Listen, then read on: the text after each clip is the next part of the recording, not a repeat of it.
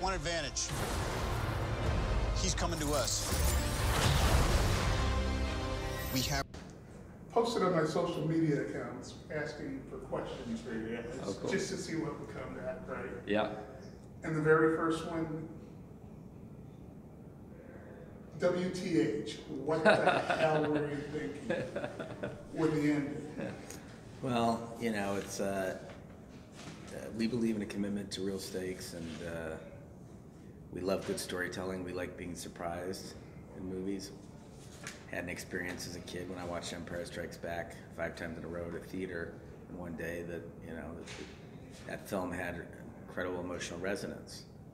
It was because it didn't pull any punches, and I think that there's real value in a movie and a story reflecting the world in which we live, and this world, there's no easy answers, and sometimes villains win. Interesting choices. Obviously, you've got Tony Stark, you've got Captain America. But in some cases, it seems like Doctor Strange is the lead of this piece.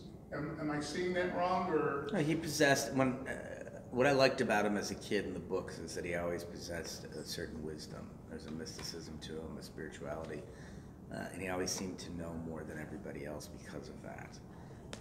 It's compelling for him to play that role, the sage role.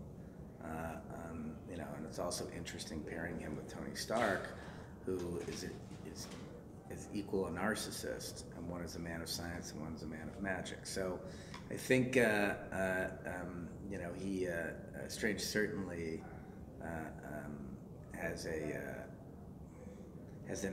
an inside track on the events of the story because of his time stone. When you reach a milestone like that, what comes across your mind? I mean, that just broke yesterday or Friday, if I'm not mistaken. Yeah, I mean, look, we make these films because they reach such a global audience. We like telling stories. We come from a big Italian family in Cleveland, and we like that connectivity to other people. So you know, when you make a film of this scale and you spend that kind of money, the hope is always that it will connect with the audience, and it's just for us a validation that the film connected.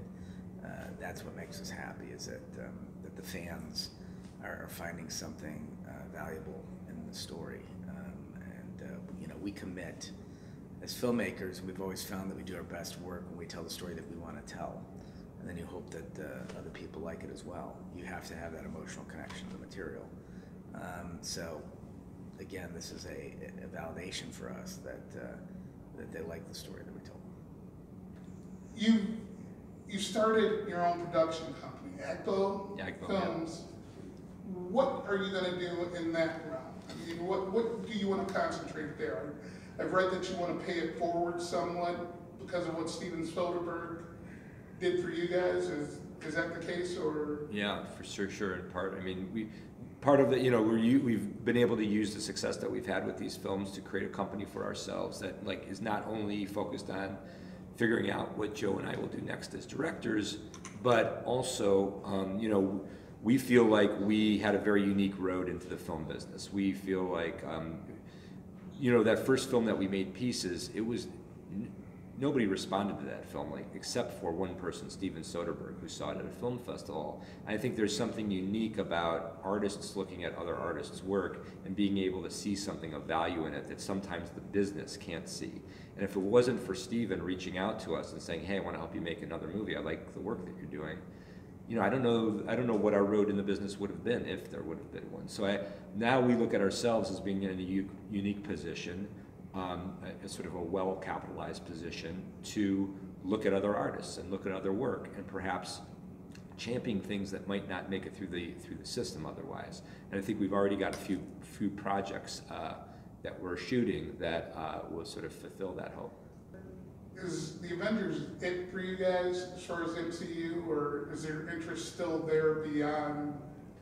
I mean, we love these, you know, we love these characters. Like I said, we have a huge emotional attachment to them because of what they meant to us in our childhood.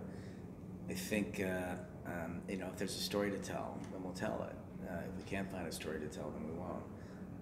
We love the fact that, Disney's acquiring Fox, and that's a whole